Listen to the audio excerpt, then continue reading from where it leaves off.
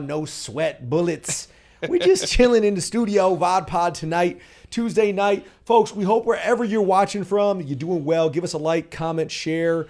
We're having some fun tonight with the culinary ninja, who is not Rico, but the chef, Chef Luna here. And so we're going to give you all the goods at the Culinary Ninja. Make sure you check us all out on social media. My name is Maximo, your host. We're also here with the world's strongest Latino, Yes, sir. Austin Smash Andrade. Welcome to the show, sir, man. What's up, man? Thank you for joining us. We got the Culinary Ninja right here. Give me some nucks with these drinks tonight as well. The show is powered by the Culinary Ninja Diet and Podcast. Make sure you check us out wherever you get your goods from, wherever you get your meals, wherever you get your juices, your smoothies. Check us out. We're also going to be talking a little bit about strength training. We're going to be shooting the stuff tonight. We hope you're having fun. Give us some questions. Give us some comments. We're going to get to them all. But first, I got to ask, Gino, man, how you doing tonight, man? Good. Feeling great, man. I've had a good week. Everything's been on a positive start. Good energy. Had a couple days where, but we're back at it. Well, you back at it, man. That's a good story of rebounding, of battling through obstacles, overcoming them. We know you got something about that too, man. So give us the goods, man. Tell us a little bit about just who you are. Smash, welcome to all of our viewers at VodPod that don't know you just yet. Give us the goods. Tell us a little bit about who you are, and sure. we want to know about you, man. You a big dude, by the way. He almost don't fit in this chair. We got to get him a new chair. Yeah, I need a little bit bigger. No, my name's Austin Andrade. I'm a professional strongman here in San Antonio, Texas. I lift weights for a living, basically. Woo! So pick things up, Picks put them them up down. and puts them down. Yeah, heavy stuff. No, but started my strongman journey about 5 years ago here, Heavy Metal Fitness. Shout out Heavy Metal. That's where I train. Just thinking the same thing. Shout out Heavy Metal, man. Tim and Michelle, they're great people, owners of the gym. If it wasn't for them, I definitely wouldn't have the career I have. Lifting weights for sure. So you only been in the game 5 years, and folks, if you don't know what strongman competitions are, how would you describe that to the viewers who don't know anything about strongman competitions? So strongman is a set of events that test different aspects of strength, and they're usually of weird implements and different things that you wouldn't think of that you can pick up. So we do Atlas stones, log presses, deadlifts, car deadlifts, flipping cars, flipping tires. If it's heavy, we'll pick it up. That's basically how it is. So Gino, I gotta chat with you real quick too, because you're a trainer, personal trainer. Yeah. You do meal prep. You're a chef. You're a culinary guy. You got your hands in a lot of different pots. Business owner. Your style. What would you describe your style of training? If you got a young athlete in front of you, somebody who's looking to do some things. I mean, who are you training? I focus on combat style. So combat focus exercises that'll help you in whatever specific sport that you're in, whether it's jiu-jitsu, whether it's full MMA, whether it's karate, just whatever you're into. We'll focus on the particular movements and help strengthen you in those areas. So yeah, man, because there's a different style of training for everyone. My partner, she participates in like the DECA fit, competition style stuff, CrossFit. There's all sorts of stuff. You mentioned the combat world. There's many differences to karate than there is jiu-jitsu. Yeah. It's interesting, man, when you think of strength training, because you're a strength athlete to another level, man. Like most people, they don't excel and they don't, get to the level that you're at. You only been in the game 5 years, man. But I understand you were a collegiate wrestler and football player. Correct. Yeah. I played football at Adams State University. Go Grizz. There in Southern Colorado. I wrestled there too. But my whole life it's been sports and school. So, if you want to complement the sports and be good at sports, you lift weights. So I've been lifting weights pretty much my whole life. And you only been in the game 5 years, and you got several championships under your belt. Yeah, 2023 has been a real good year for me. I won World's Strongest Latino in July, and then this last weekend, actually in Colorado, I won the Shaw Classic Open, which is probably it's badass. That's man. the biggest show man. that I've won so far. So I'm really proud of that one. And so you were mentioning earlier that you were competing against people that are like, people you were looking up at, and you mentioned, you were fanboying out a little bit. You were trying not to when you were competing this past week. Yeah, no, it was, man, if you're anything strongman or if you're anything in the sport, you were there in Colorado this weekend, and you were either competing, you were watching, or you were just part of the show, and that was an experience in itself, just being around those guys and, just feeling the energy and lifting heavy things. But I bet that energy was high, man. Crazy. That's another level. And so we understand with the Shaw Classic, Championship, you qualify for something else. Yeah. So next year I'll compete in Strongest Man on Earth 2024. They're in Loveland, Colorado again. So I took it to the next level, and it's hard. It's weird for me to wrap my mind around it, but I like to say I'm considered one of the big dogs in the sport. No, I'm a rookie. I'm a rookie in it. So I definitely got to make my name for myself and still push and be something big. But I made that step to the big leagues. So how does it work? Did you go? Was it like I was thinking about this the other day. Like it's like was world's strongest Latino was that? Because like let's just say like in fighting, because that's the best example I could use, right? You have like regional fights, right? Yeah. Or like there's amateur regionals, and there's pros, and you're kind of like in the regional circuit, and then you kind of get to the big leagues, right? Yeah. As a pro. So it was like strongest Latinos, like everything's pro though for you, right? You've been a pro. Yeah, I've been a pro for the last year. These last couple of wins, right? They're all professional wins. But that's the thing is that you there's different federations. And Okay. It's not, you're not tied to one or either one or whatever it is, but you go compete for this Strongman Champions League in Europe, which is really dominant in Europe. Okay. In America, it's called Strongman Corporation. So like I've competed in America's Strongest Man here. There's these different people at different shows, and there's Giants Live, which runs the World's Strongest Man. But yeah, there's not very many of us, so you kind of just go where you can get a show and show your strength. And like World's Strongest Latino, it was the first time they did it this year. Oh, okay, it was the first, so I got the first win. And bro, that's super dope. That's another accomplishment in itself. You know what I mean? Like that was the first year, and you won. And whenever World's Strongest Latino comes up, I'm gonna come up. Yeah, you're gonna be like the very first person who won that particular competition. Yeah, I mean it was, and that's the cool thing. It was like it's all the Latin countries, so Latin Europe, and Latin America, and we all met in Portugal, and we battled it out. That's where it was at? Yeah. I thought it was like in Corpus Christi or something. No, man, we went to Porto, Portugal. Yeah. I represented Mexico, and it was in Porto, Portugal. Are you serious, man? That's pretty dope, dude. Yeah, I thought they got people from like the different states of Mexico. No, man. No, there was Italians there, there was French people there, there was Spanish. This guy said Corpus Christi. Yeah, right? nah. But you didn't know. Dude. Chill, Selena. Like that, you know, bro. But see, that's even on another level, man. Yeah. Because I ain't never heard of the competition was before. huge. No, Yeah. I mean it was the first year they did it, Yeah. and they just they got all these strongmen from these different countries. There's a guy from Chile there, and we all battled it out in Porto, Portugal. Woo, dude, Portugal. Where was it at in Portugal? Porto, that's the name. Okay, of it. Porto, okay. Portugal. Yeah. So it's like the northern part of Porto or Portugal. Like Lesbon or Lesbon's down here. It's on the northern side, but a port wine is what they're famous for. It's like a really strong wine or something like that. Yeah, port wine. Well, I learned a lot about it when we were there. I did some tourist stuff over there. Did you get to like chill afterwards and kind of hang out and do yeah. some stuff? I mean, it takes you 2 days to travel out there. So Yeah. you know, I planned a whole week to go out there. Oh, and that's dope. Compete in 2 days. And That's dope. Well, that's what's up, man. Congratulations. Big accomplishment, man. And so we're so excited for you to be on the show. You know, tonight we got Gino with us, and he's prepared these amazing smoothies. I know you got to get your calories in. I got to get them in too. Gino, man, tell us what's in these drinks, man. I've been eyeing them. I think we're going to test them out too. Yeah. You said shake them up? Yeah, shake them up Give a us the little bit goods, first. man. Break it down for us. So basically what I do is I take the salsa verde juice, which is this here. Where's the camera at? Oh, here we go. Check it out, guys. Salsa verde. Right there. Salsa verde for you guys. Salsa verde for the rest of us. Okay. good. All right. So, there's apples, broccoli, celery, cucumber, asparagus, ginger, and parsnip. And yes, I did have to read the label because I can't memorize all of them. This is good. Well, what I did with this is the way I like having these juices. Like, I love cold pressed juices. I smash them all the time. But see what I did there? Smash them all the smash, time. I like it. Yeah. Gotcha. All right. What I like to do is I actually have videos on our social media too on how to do this. I take it, we add some ice, add a scoop of protein powder. I added some vanilla vegan Okay, V that's Sport where protein it powder tastes in there. like, yeah. Some ice.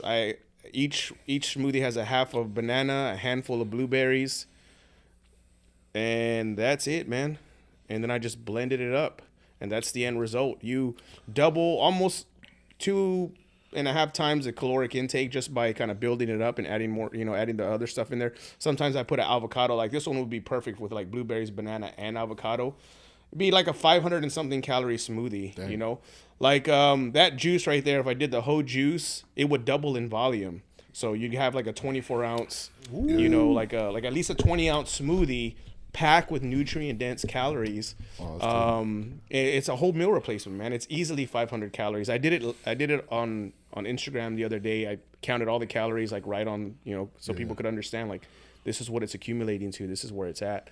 That's just the way that I love having them, and like the way I like to implement them into my diet. That's an easy way. And to I get try to get it is a bunch of greens, a bunch of things. Like if I put the amount of vegetables that are in that specific juice right there, it would definitely fill up this whole table right here. You would never just sit in front of this table and just fucking eat that. Yeah. You know what I mean? And I did, and that's what you're doing, because I mean, all I did was put it in a press, and it just pressed it all out. Like you still have it all there minus the fibers, which is how you would get full over time. But I mean, you have all of the good stuff right there in that bottle, and then when you, like I said, when you turn it into a smoothie, for me, like that's the best way. I love doing it. I always use vanilla protein, because you use another protein, you kind of screw up the flavors. So, and then it just depends. Like some of them are orange heavy, some of them are carrot heavy, some of the juices are green heavy, some of them are beet heavy. So depending on the specific juice you have, like if I had a beet one, we add maybe some strawberries, some blueberries, and a banana, and that'd be good, But yeah, man. I love some beets, and I don't get enough of them. So I got to check you out with these smoothies. Where can I find more of this? Where can I order these at? I mean, what's good, man? I need some more of this. Yeah, they're always available on the website, www.theculinaryninja.com. You can jump on there. There's a tab there. There's a juice tab. You can order a package. You can order them individually. You just add them to your cart, man. We deliver them straight to your door. You don't have to worry about going anywhere to pick them up. Now I do allow the actual opportunity for you, like if you order a package of meals, you can replace one of the meals with the juice. Because I really want people to start taking full advantage of the benefits that you get from cold pressed juices as much as we possibly can.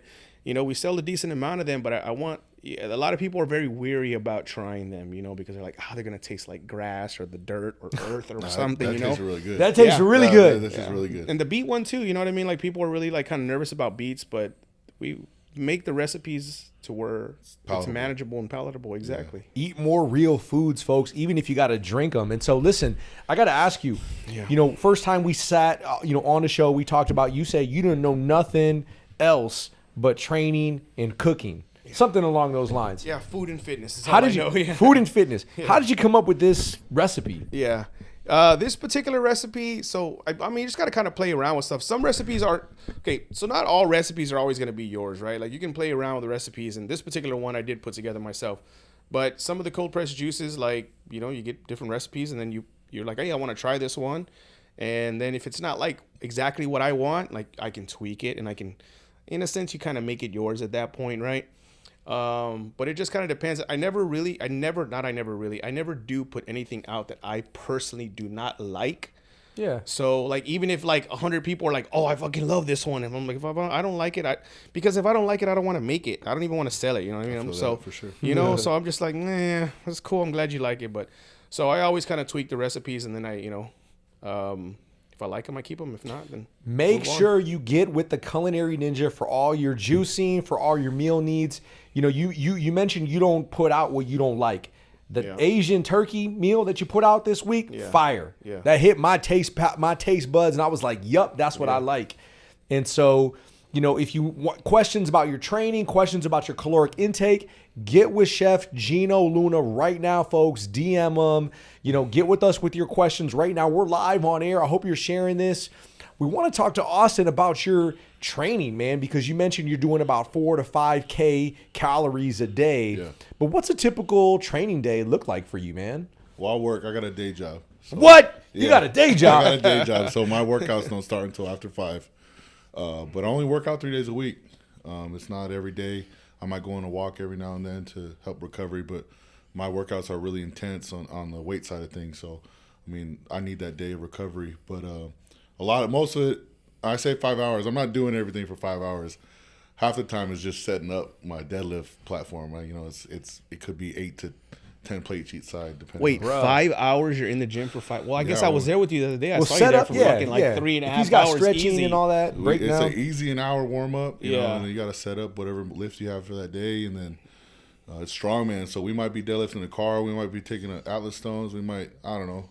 Just depends on the workout, and you got to set that up. You got to wheel it out, and then you got to get the weights for it. And our weights are pretty heavy too. So it's not like we're working up to 200 pounds. We're going to close 400, 300 pounds. I feel attacked. 200 pounds. So, You but could lift like more than 200 pounds in just one hand, Bruh, bro. this Two dude, fingers. go to his Instagram right now. This man reps push press what I deadlift max. So he's putting 400 pounds over his head, repping it out. This man is a strong man for real. yeah. He takes strong man to another level. Yep. Do you make all your workouts, or how does that no, work? so yeah, like Heavy Metal Fitness, Tim's my coach. That's right. Yeah, that's right. Yeah. I'm so fortunate to have him as my coach. I couldn't, like, when I say that, honestly, it wouldn't. He's a genius when it comes to strength training. Yeah, he's a nice dude too, He's bro. totally cool. That dude's fucking energy is beautiful, bro. And I think both that's of them part are of it, really like, nice people. There's Westside Barbell. They were like the OGs powerlifters back in the day in Ohio, and their biggest thing was like just passing on stuff. So it's like, if you're gonna be good at something, you pass it on.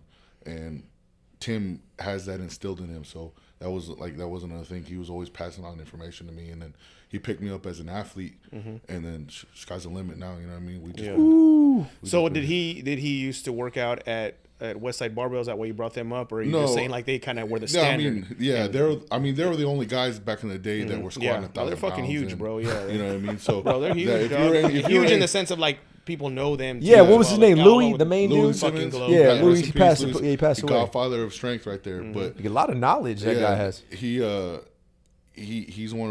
invented machines for guys that like break their backs, and you know, if you got hurt, you're still in the gym. It's regardless. You got other things to work. At the end of the day, you're just trying to get strong. You know what I mean? So if someone's hurt, you figure out a different way to do it, or you know what I mean. So a lot of that is instilled in Tim. Well, Tim has that knowledge, and he's taken that like Westside's the conjugate system, and he's made it a strong man, and when he's kind of got his own little Tim's. We like to call it Death Squad's training, but it's a little different.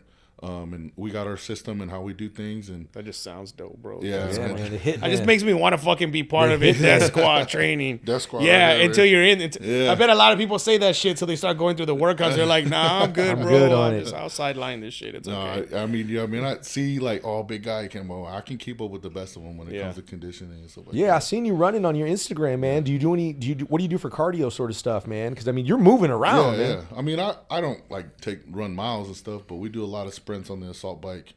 We do a lot of cluster sets where we're going back and forth with sandbags and Minimizing rest periods, yeah, stuff like exactly, that. yeah, Like, so just- I mean, all that keeps your anaerobic capacity up. I literally saw just by chance them working out, go through an entire fucking 3.5 hour workout the other day because I set up at the gym. And I was super impressed. Not that I had any kind of low bar or anything, but I was super impressed by the magnitude and like the selection and all the differences in the exercises you guys were doing, and then also how quickly you were trying to recover in between them, because these guys, I mean, I can push a sled back and forth, you know, and then rest fucking 3 minutes or something, but these guys are just fucking going, you know, and they're talking like massive weight and everything that they're doing, you know, like it's not an easy thing to do. Tempo. I know that's what, and then and that's your conditioning in itself, right so there. a lot of my success I attribute to that, is because you got to be a big guy. I mean. And then you got to be able to move, because if you can't move, then the small guys are going to beat you. And if you're not big, true, then the bro, big guys are yeah. going to beat you. So you got to. I mean, that's the strong man. At the end of the day, the strongest guy is going to win. So you need to be strong in all aspects of strength, whether that's conditioning, static power, moving, stuff like that. So like, it's not just deadlifting, no bad talk to powerlifting, but powerlifting's three F events. powerlifting. No, I mean those, but the strongest dudes in the world, and we got the strongest dude here in San Antonio that has the highest total in the world. Who is he? Jesus Olivares. He trains out of here. What up, Jesus? Yeah, he's a good dude. But he's got the world record in For like the the highest total. amount of weight. Yeah, the highest- total. Yeah, yeah, he the squat like squat, the 1,000 bench, pounds. and He's the bench dead. like 600, and he deadlift 900 pounds in one day, and he got the world record. It's crazy, bro. unfathomable what he did. But he's Latino. He's from Texas too. So we got two of the strongest dudes in the world, right here. Latinos here in Texas. Everything's bigger in Texas. You know it, baby. crazy, yeah. bro. Yeah. That's but dope. but they only got to lift it one time. That's what powerlifting. yeah. And strongman, like, I might have an event that's 300 pounds, and I got to put up my above my head as many times as I can in a minute. Yeah. So you got to be conditioned. The conditioning is what takes y'all to the next level. And y'all are big dudes moving around out there. Yeah. And, a lot of people think bigger people don't have that cardio, that wind. I mean, you ain't going to think that when they see some of the stuff you're doing. And folks, if you haven't checked it out, check this guy out on Instagram. It's unreal. Imagine this dude coming at you on a football field. Well, that's what I'm saying. You play football too, man. Were you D-line, O-line? No, O-line. I played here. center. I was the smartest one on the field. Because of the center. I was The center is, I heard, a very complicated position. Yeah, I was the captain of O-line. I've never heard that. Why is that? It's just you got to be real athletic. You got to know the quarterback. You have to know what your other 4 dudes are doing. Most of the times, you have to know what the quarterback's doing. You controlling the ball, from the snap. Yeah, you got the snap. You got to know defenses. You got to know linebackers blitz, safety blitzes. You're controlling everything from the front. So that dude in the middle, he's making as much calls as a quarterback. And especially a quarterback starts doing audibles. Now we got an audible to what we see on the field. And there were so many times that I look back at my quarterback and say, hey, we need a run right here. And sure enough, we'd score on something like that. But it's just based on things I would see. But I never knew that, man. So it's real like athletic, too. Real athletic, position. the center position. Center, he has to be really athletic. And that's the thing, too, is the center, he's the shorter one on the field. Well, I wouldn't say shorter, but he's the smaller of the offensive lineman on the field. Your guards are usually bigger dudes, and your tackles are really tall. Left tackle. You're like athletic guys because they got to go against those edge rushers. That now you see in the NFL, these dudes are just freaks off the edge. And then your middle guys in the middle, your guards are brawlers usually. And then the center is always the smartest one and can pretty much do anything. Oh, wow. So that was a position I played, and I took a lot of pride in that. Yeah. But, I consider myself the scrappy Mexican on the field, so I was always in the middle of everything. Yeah. Yeah. Listen, man, it's funny that you mentioning that, because the game, your game, whatever you do, whether you're the culinary ninja, whether you're a strongman, whether you hosting, a talk show, podcast, whatever, your game tells a story, right? And, who you are manifests itself through our art, through our work. You mentioned, the assault bike. Listen, folks, if you want to be humbled, get on the assault bike. You know what I'm saying? The devil's tricycle. Exactly, man. That thing will humble you quick, man. What is all of this work as an athlete, as a strongman competitor? What has it taught you about yourself, about who you are, and about life, man? Because, that's, if you're doing this right, you're learning about the wonders of the world. You're learning about, who you are. You mentioned being scrappy. Well, you had to have gotten that from somewhere, right? That had to have. How did you learn to be scrappy? Someone may think, well, this guy on a football field, you could just bam like this and knock everyone over. Yeah. But you've had to tap into some different skills that you have in these sports. Yeah. No, I think back to it. I growing up, I was never. I don't want to say privileged because I was privileged to play sports, but I never went to the biggest school. I never was on the best team. I was never. I didn't have like the best dudes in the backfield. We're always winning all the time. So I made it a point for myself to be that dude. So if I had to be that much better at something. I had to scrap. If I had to fight with someone, it didn't matter. I was gonna have to do it. So that's kind of like I learned that, and I learned that from my dad. It's like the work ain't gonna get done unless you do it. You know what I mean? If you want to do something, you want to put your mind to do something, you gotta. At the end of the day, you got to do it. Ain't no one's going to give it to you. You got to do it. I mean, I really took that to heart, and no matter what I do, I put my mind to, I'm going to give 100%.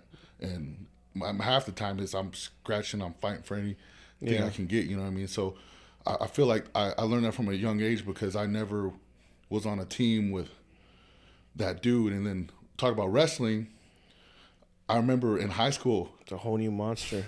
The schools that would beat us in football, I made it a point to make that heavyweight's life hell for those 6 minutes that we were on the mat. That's you know what I mean? So that's another thing too is, and wrestling's a fight without punches. Yeah. So here I am, and I'm gonna make it hurt. I'm gonna make them hurt. Like, it's not that I like giving. Like, I don't think I'm an aggressive person.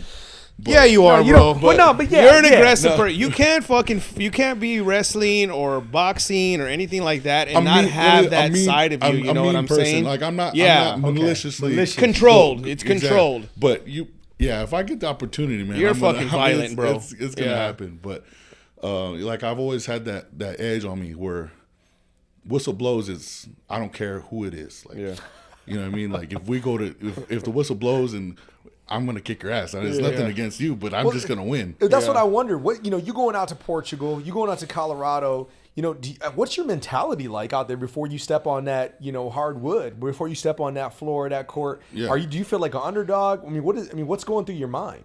I don't know if I feel like an underdog, but I think that's what, like I said, like You think that's the perception cut- is? All right. Can he cuss on here? Let's think about it. Shit. Okay. Fuck. Let me think. All right, just want to make sure. I always tell myself you're a bad motherfucker. That's Yeah. all I say. I always say you're a bad dude. Like, Yeah. God put you here on a reason, and there's a reason why you're standing in the position you are now. Yeah. Well, go get it done. Go get that shit done. Yeah. And I don't know, man. That shit just gives me chills whenever I'm on the weight, whatever it is. I just tell myself you're a bad motherfucker. Let's go. And I prove it. And that's enough for you. Yeah. You know what I like about strongman? It's not just like you said earlier, no like negativity towards powerlifting. Powerlifting's dope. Like I got friends who are powerlifters. They do great. They love it. But I like the strongman because it's like obstacles almost. Yeah, You know what I'm yeah. saying? And it requires a level of athleticism, Skill. and overall core power. Yeah. Like there's everything is there. Like you have to fucking focus on what you're doing. You got to train different aspects, of fitness in order to be able to accomplish these specific things. And I just love watching it. Like it's just crazy, man. Like what's your favorite like part of the competition, or what was your Events or event? Yeah. What's your favorite event for the? I like pressing, so whatever it is, there's no bench pressing in strongman, so we're never going to be laying down. But whatever it is, we got to put it above our head. And Right. It could be like a log press or a circus dumbbell, those giant ones that we do. With Yeah. our Yeah, I've arms. seen those. But- Yeah, I saw my boy Ragnar kind of killed it a little bit too. Ragnar was out Ragnar there too. was doing really well this Yeah, weekend. Yeah, he was yeah. doing really well. I fucking love that guy, man. That dude's awesome, Yeah. bro. Bro, that dude's hit me in the mouth with 16-ounce gloves, and I fucking almost went to sleep. That's crazy. Bro. I remember the first 16-ounce time he told me, gloves, he fought, bro. I was like, he Yeah. does like MMA and he does strongman. He's fucking huge, dog. Dude, this dude is so strong, bro. Like grappling with I him. think I know who he is. Grappling with him is just like It's unfair. I feel like a little toddler, bro. It's just, and I'm a pretty strong dude. Like I go and I know I can, always when I'm rolling, they're like, fuck, bro. Like I can outpower a lot of people. I train specifically for this, right? But I go with some dudes sometimes, like that, Ragnar being one of them. I'm just like, ain't no fucking point Ragnar, in this, man, dog, bro. Like, what am I even doing this with you for? Like, Yeah. he's just it's ridiculous how strong this dude is, man. It's crazy, and and he trains MMA too. One time we did a little bit of light sparring. We have the same coach, the guy that owns Limitless, where the wrestling academy is at, Chris, and we did a little bit of light sparring. I remember he was trying to work on his jab, and he tagged me once. And like I said, this dude, like, he's got to wear like huge gloves. No, they weren't 16 ounce. They were fucking like 18 or some ridiculous. They look like big giant clown gloves, bro. They weren't 16 ounce. I don't know why I said they were bigger than that, I believe. This dude hit me, and I felt his fist through that fucking. I was like, oh, this guy's never gonna hit me again. Like, and he was not even trying. You know what I mean? A little bit like, but it's just the power. It's like a fucking rhino or gorilla hitting you, bro. That's interesting, man, because there's theories about how much power one person can generate. Like, you a bigger dude, you probably are going to generate more power than me. I'm 5'10", you 6'2", you 400 pounds, I'm 190. So you're probably overall going to be able to generate way more power. But how much power can we generate? Yeah. I mean, you got wider shoulders, you got bigger hands, your Explosive weight. strength, yeah. Yeah. Just being able to turn your muscle on too. That's a big thing about strength training that strongman powerlifter take advantage of is that's the thing is lifting weights isn't always about the muscle or the size of the muscle. Like, I'm a big dude. I got some development in my shoulders and my chest, but man, I don't have a six pack, but I got one of the strongest cores that you can think of. Yeah. Yeah. You know what I mean? So a lot of it is your training your nervous system and training your brain to fire the muscle, which is a lot of people don't understand too when it comes to strongman or powerlifting or even fighting. I'm sure you've I would say Ragnar because he's really developed. He almost looks like a bodybuilder at some point. Yeah. But he's got big biceps. He doesn't even fucking train huge, arms. bro. It's crazy. But he's got a nasty vein that runs through it too. It's like, well, anyways, We're all fangirling out on exactly, Ragnar, right? over a He's vein. hot. No, I wouldn't go that far, but he's a big dude. No, he's kind of ugly. No, I'm gonna give you too much love. Little right country bumpkin. But I'm sure you wrestle with someone, they grab your wrist, and you're like, oh Yeah. shit, Yeah. he's strong, and he Yeah. wouldn't even think it, but he's just trained that way, and he's trained his brain to turn that on And so you have to train your central nervous system to be able to handle the load of whatever you have and to be able to fire. So like plyometrics are a big part of the training anyways, you got to be able to jump. You got to be able to move the weight, Okay, cool, you're really strong, but if you grind out a 6-second lift, what good are you? You're going to burn yourself out. But if you can move that weight fast, you can do it multiple times, that person's going to be stronger at the end of the day. Yeah, that speed. So how do you specifically focus on that? Again, like sprints, we do sprints. Okay. We do with the box jumps. I don't like to jump too much because 400 pounds on me. Yeah, it's a lot of energy. Yeah, but I mean, just we'll count our concentric on the lift. So like anything anything less than or anything more than a second is too slow. So you want to move the weight fast. If you go then you back the weight down, and so you get a weight that you can fire that fast. So it is speed work. So you're working speed work. It's not always about lifting the heavy thing. I mean, we could throw 800 pounds on a squat all the time, but if you're not training the speed work of things, you're not going to develop that part of your body to when you get to 900 pounds, you're able to move it. Yeah. Yeah. It's what's your biggest lift? Like which one? Like what's the heaviest like that you've done in whatever event it is? Like what's? So I've moved with 1,000 pounds on my back. 1,000 pounds on your back. Yeah. What's that rig called? Yeah, it's a yoke. Yoke rig. Yeah. Oh, okay. Yeah. The yoke. I was sprinting down with 80 feet with that before. I've put 430 pounds up on my head. I've deadlifted 860, 880. I've deadlifted 920 before. So I still can't get past sprinting 80 yards with not with that much weight on your back. Not that much weight on your chest. It turns into a sprint because there's other dudes running fast and you need a win, so you better sprint. Bro, that's unreal. That's mind blowing. That's unreal. Yeah. Shit. But that's good stuff, man. I mean, and Rome wasn't built in a day, right? You didn't do this overnight. It's been through a lot of hard work, a lot of dedication, a lot of training. And that's the thing people have to understand is strength takes time. Yeah. I've been in the game for 5 years, but I've been in the game since I was 12. Yeah. My dad gave me his bench when I was 12, and I started benching on that. So, the first time I ever lifted weight was, I'm going to 20-something years ago, you know what I mean? Like that over time is what built me, because by the time I got to high school, I was already experienced weightlifter. I want to say experienced. I didn't know what I was. Now I look back, I was so green, I didn't know what I was doing. But at least I had my body and my tendons and was under load, and that's why you look at these kids that work on farms all the time. That's why they're all country strong. Well, yeah, because they've been.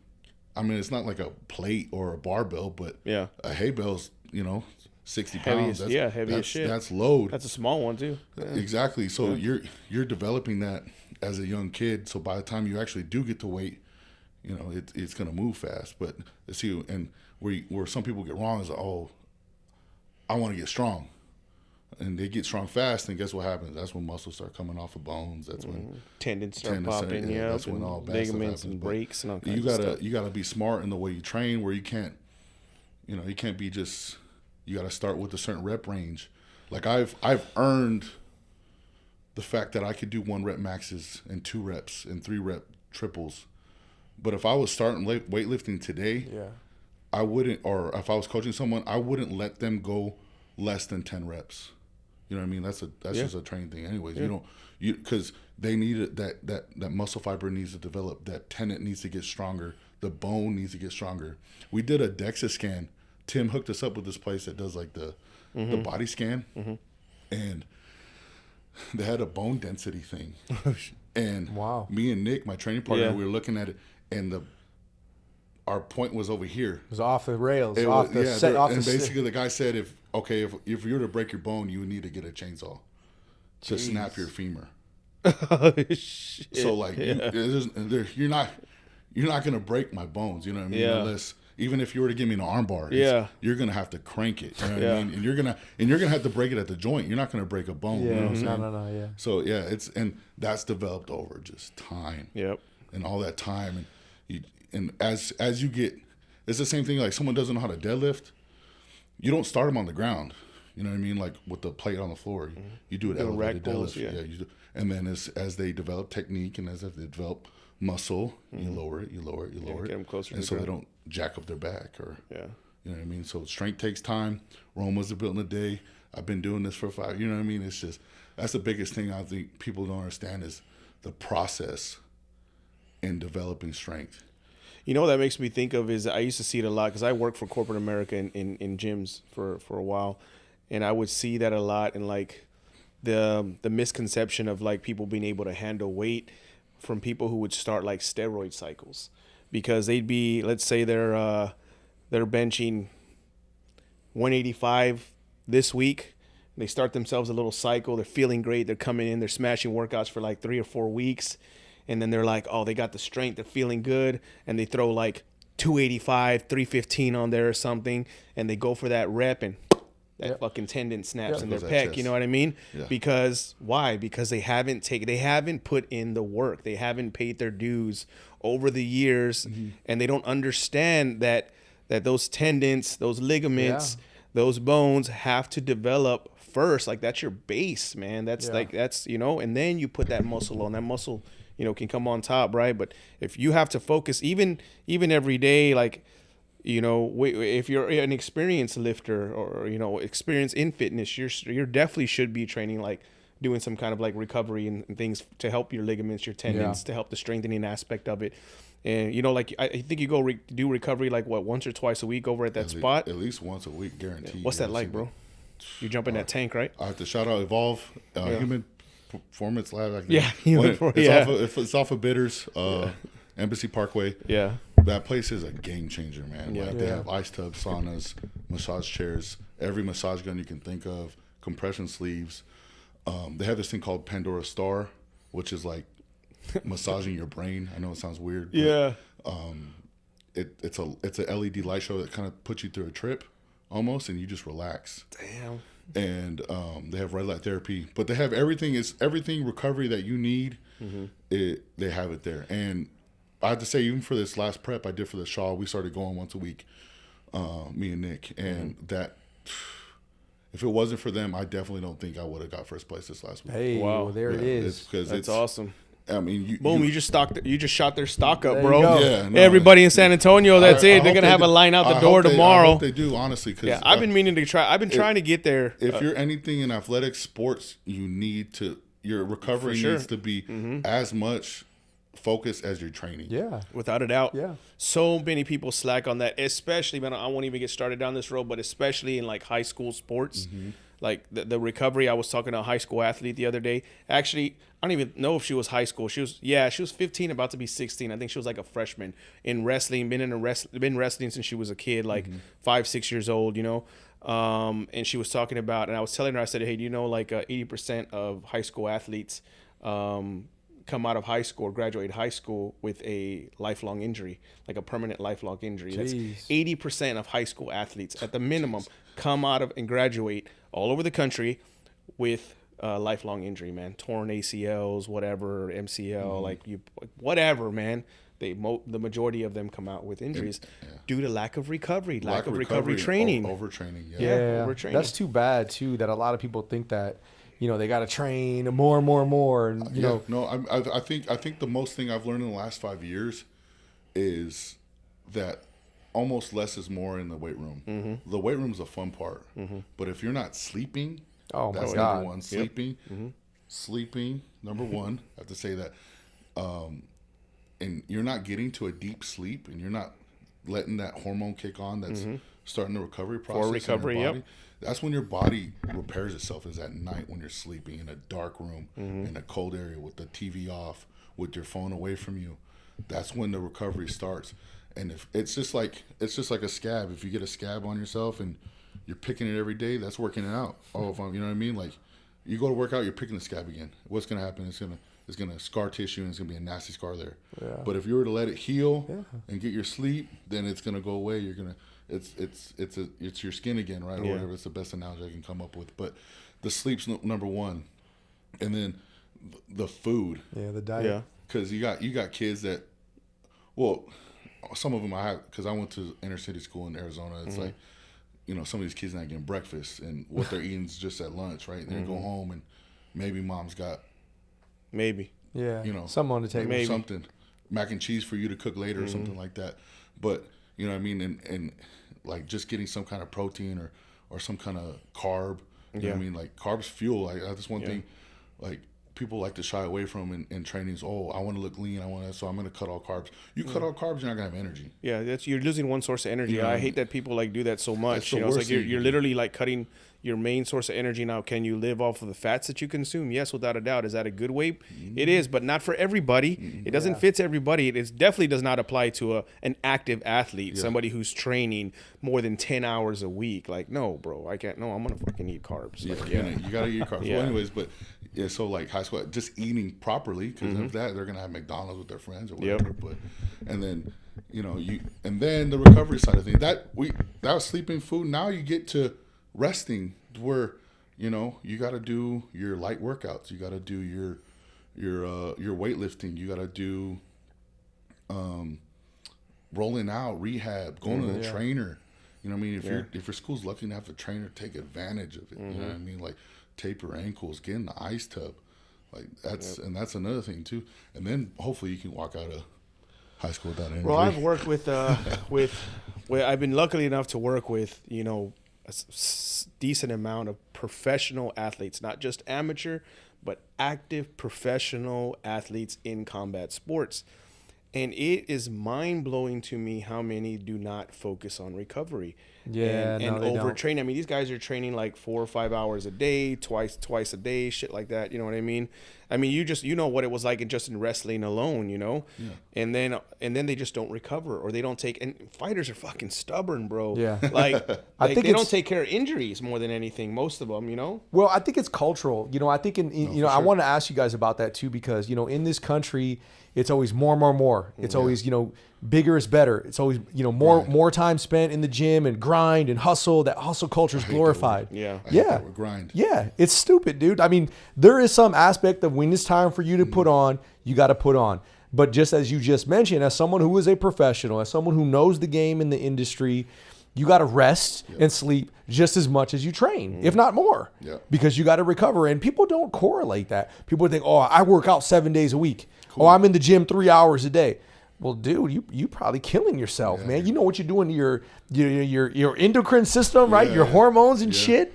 You don't even know what you're doing to yourself, the stress hormone getting too much, right? That's just killing people. Yeah, recovery is important in all aspects, man. Mental, physical, spiritual. Like, you gotta recover, man. Not you gotta have sports alone, but life, going to working all the time. That's bro, where people get I've been trying to get super disciplined about that myself. I'm slacking on the recovery in the sense of like recovery from the physical aspect. Like, I need to implement consistently. I like taking ice baths. I had like a trough at home. I got it stolen, but I would take ice baths like at home frequently. My daughters would do it with me, man. I love being in the sauna. I was in the sauna today for the first time in a while, but like, I love recovery aspects. Like, I like doing that. I like implementing, but I've been slacking on that a lot, man. But I'm trying to stay diligent in just recovery in general. I've been trying to do this like whole meditation thing. I'm making sure that I'm consistently reading now and like having that quiet reading time for myself every single morning. That's good, man. So it definitely helps without a doubt. You see it in like in different countries, like Spain. Yeah. What time do they go to bed? But they have the midday naps. Yes. Oh yeah, bro, I'm on siesta time all the time. Like, that's dog. what I'm saying. Like, bro, I'm a big siesta guy. You go around the world and it's like they don't start working until when? After they had their coffee and they're done chilling out. You know what I'm saying? But America, where dude, you got to work yourself to death. You're stressed out to death. You're worrying about everything. You got to get up and take the kids to school. You wondering if you can make ends meet. You want to put something on the table. You got to work 2 or 3 jobs. That doesn't suit itself well. One thing I respect about what you said earlier is that you had the privilege and opportunity to play sports. A lot of people don't have opportunities. People are, I would say the masses of our people are just looking to get by. They're looking to keep the lights on. They're looking to keep food on the table. They're looking to help their kids get somewhere. They may not have all the tools, but they're trying, and that's a difficult thing to come to, I mean, training, is something that you work for, but have the opportunity to work out and train, that's an opportunity that some don't have. That's a blessing for sure. Yeah. So I got to ask you guys on that mindset as well, because you guys are, well educated in the system, in this industry. you know, some of the things I've heard y'all talk about, you know, being the world's strongest Latino. You've mentioned your culture. How important is your culture to you? You know, you mentioned, you know, being from Texas, right? You've been to Arizona. You said you've been to the inner city. You mentioned, you know, being from the South Side. You know, I mean, what does that mean to you? I mean, do you actively tell people, like, yeah, I'm from Texas? I mean, the world's strongest Latino. What does that even mean? You best believe I tell everyone from Texas. San Antonio 210, what's up? Yeah. No, it's everything to me, man. You are what you come from. And don't forget it when you're at the top, you know what I mean? Because that's when people change, but not me, man. I always, you know, it's the Andrade name is real important to me. I think that's one of my motivations in strongman is that I could put in the history books that one of the Andrades was one of the strongest people in the world. Yeah, I think such a cool thing to say. It is, dude. That's some like real shit, you know. Dope thing to say. And it's my opportunity to do it. You know, I have the blessing to do. I'm gonna do it. Yeah. You know, so I think that's the big thing. You know, coming from my grandfather that didn't even finish school and was driving a truck up for migrant workers to pickles and up in Michigan. You know, my grandmother, you know, going to Fox Tech right here when it was a high school or downtown, like that means something to me that, you know, my family's rooted here in San Antonio, my family's rooted here in Texas.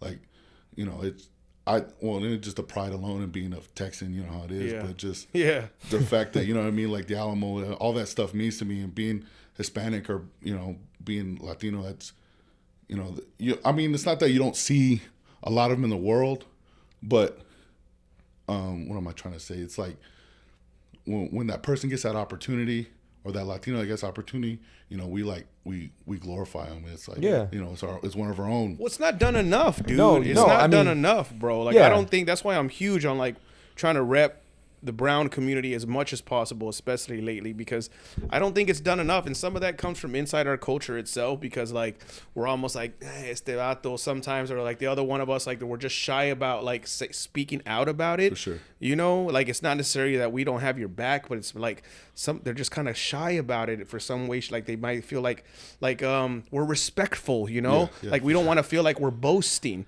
No, you know what I'm saying? Too. Like, that's what I'm saying. Our so people like, are humble people. You know what I'm saying? We don't want the fucking shine from it, but you know what, man? Like, no, hey, man, we need that shine. We need to pick each other up, man. You know this, bro. It's not easy. Like, you got 2 generations ago. You know, you just mentioned your grandfather, you know, helping migrants and doing migrant work or whatever. That's only 2 generations ago, man. Yeah. You know, and now you're winning the world's strongest Latino in a whole nother country, bro, against all these other people. Like, bro, like. Oh yeah, no, I take. You know what I'm saying? Like, dog, like that's amazing. And then, you know, so you got those people that are like, wow, well that's you know what's so, don't be so proud about it or don't boast about it. But no, dog, like, hell yeah, that's awesome. No, you got, and that's the thing. Like, it is time. Like, my people come from a similar background. You know, very humble, hardworking farmers. You know, but I feel like I was put on this earth for a particular reason as well. You know, you the same. I know y'all feel like that destiny that's calling you, your purpose, your passion. And now you got an opportunity under the lights, on the mics. When you step on the stage, it's like, okay, now it's time to put on. Mm-hmm. Now you put on, you know, for your parents, your grandparents, your family name, for all the people that didn't have the opportunity, because the opportunity has been afforded to you. So now it's time to shine. That always reminds me of like my pops, whenever like someone of Hispanic gets on TV. Oh, look, he's a Mexican. Exactly. You know what I mean? Exactly. But I you grew up with that. Like, it's just, and then I think seeing that and seeing how proud my dad would get. Yeah. Seeing Hispanic on TV or making it big, like Robert Garza, center for the Chicago Bears. Yeah, the Bears. The Bear, like he was like one of the only Hispanic. Well, he's one of them. There's a couple. There's a couple more that I've gotten Anthony in. Munoz and Jim Plunkett. Tim. Yeah. Plunkett. He was a quarterback for the Raiders. Yes. Bro, y'all be mad at me. I haven't followed football my whole life. Well, those are older players, I swear to God. No, but Anthony Munoz was considered one of the best offensive linemen to ever play the game. Yeah. And he's Hispanic. Like, come on. Yeah. You know, that's a big Mexican right there. You know what I mean? Like, and I feel that pride. But I see my dad. He shot these dudes out when I was younger. I was like, oh, this doesn't mean anything to me. Yeah. But like seeing that pride, I don't know if that also fuels me. But like, you know, now that I'm starting to make it to the top, I just feel like, you know, I'm going to take the responsibility as Hispanic athlete to show. Bro, think about the little boys they watching that you, were man. in front of the television watching you win these last 2 shows, you know what I'm saying? Or that like maybe their pops was watching the show and they like you, they were like, what's my dad watching? And they're watching you, and then they're gonna get older and be like, oh yeah, that's Austin, like he won, like I remember I was a kid when he won, you know what I mean? And like I remember seeing that with my dad on the couch, and then I started lifting weights, like, you know, when I was, you know, they're gonna have a story to tell themselves just by watching you, you know, do specific things. And that's how I feel like, because I have daughters at home, you know, and I whenever I want to like slack, or whenever I feel like I'm gonna I wake up in a bad mood more times than none, bro, for no fucking reason either, you know. And I gotta like constantly tell myself like they're watching. There's, you know, they don't think they are, but they're listening. They're watching. They're analyzing your work ethic. They're watching how you prioritize, you know, and they're trying to check you for consistency. You know what I mean? They're checking, balancing you every fucking day, bro. Every day. So like, man, like my daughter started the wrestling thing over at Limitless, you know, and it was hot because my boy didn't have air conditioner yet. He just got her over the weekend, so badass. So we're at 105, you know, in a tin can, it's like 115, banging out like legit. They're banging out like legit wrestling sessions. So like 90 minutes nonstop work, bro. My daughter's 6 and the other one's 13. Okay, they're fucking red as tomatoes. I couldn't even watch, bro. I'm not kidding. I couldn't even watch. It was like brutal for me, dude. But I told myself I did like a 90-minute session that morning myself. I said, when they're working, there's a jiu-jitsu class happening.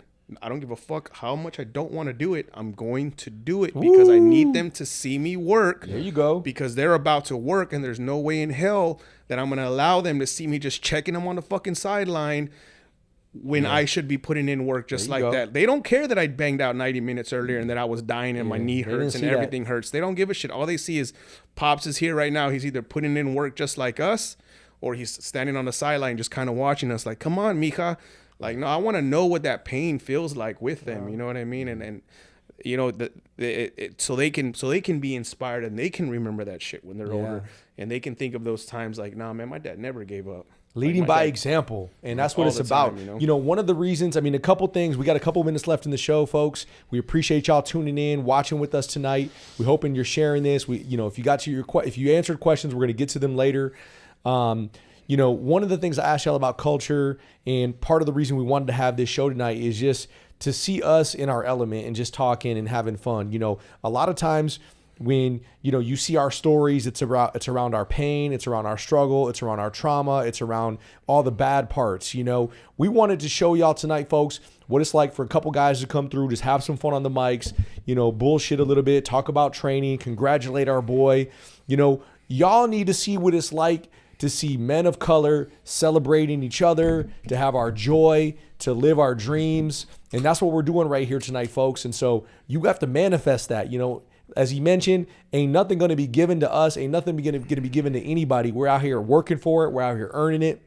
And so, you know, about culture, about identity, about our purpose and our passion, it starts with the mindset. It starts with the mindset. And I hope if you learned anything tonight, folks, from what you watched, and you can learn a lot about what we talked about, but one thing is about our mindset of winning, our mindset of championships, our mindset of overcoming obstacles, our mindset of getting out there and training when you don't feel like it. You know, discipline is doing the things that you don't really want to do, but doing them like you love it. And, you know, this is what it's about, man. This is what it's about getting to that next level, you know, breaking through. You know, but a lot of people ask me, you know, Maximo, what you going to do with this show? Are you going to be on TV? Are you going to be on, you know, late night show? Well, who knows? I don't know, but we're working for it. We're working towards it right now, you know, and so we appreciate you guys. Give me a couple closing words on anything you want to talk about, anything we touched on. You know, you can give a shout out to anybody right now, man, and we'll let y'all get some of the closing words in. We'll let y'all both go. He's like fucking Gino, right? You know, the show always goes by really quick, man. It does, right? Yeah. But you go ahead. Yeah, man. Honestly, just stay consistent. Like consistency. Like listening to what you were saying right now to close. Like the hardest thing for anybody to do is to stay consistent. Is just to wake up, do it again, keep doing it, even if you're failing. Like you're paying the man every single day. You wake up and you pay the man every day, and eventually you're gonna get that energy back, man. Just keep from the right place. You got to put it out from the right place. You know what I mean? You can't be bullshitting like life. You gotta put that energy out from the right place every single day. Know what your plan is, know what your intentions are, and just continue to chip away at that every single day, despite any failures, any obstacles that occur. Staying consistent. That's one thing that I've learned the hard way throughout my entire life. And that's one thing that I feel like I'm getting a lot better at, is just the consistency, the scheduling, the just banging it out get up in the ring, put the fucking gloves on every day. Me and you, we're going to go at it. I'm going to lose a round. I'm going to win a round. It don't matter because I'm going to be back in this ring tomorrow. I'm coming at you. So I think that's something that I think a lot of people need to really focus on. Yeah. What you got for us, big man? Man, I just trying to, y'all pretty much said it all, man. But I like celebrating Hispanic culture, brown pride, all that good stuff. But at the end of the day, I think it's a blessing that I have this opportunity to even speak with y'all. Thank you, Gino, for even bringing me out here. Me and you, Maximo, this has been awesome.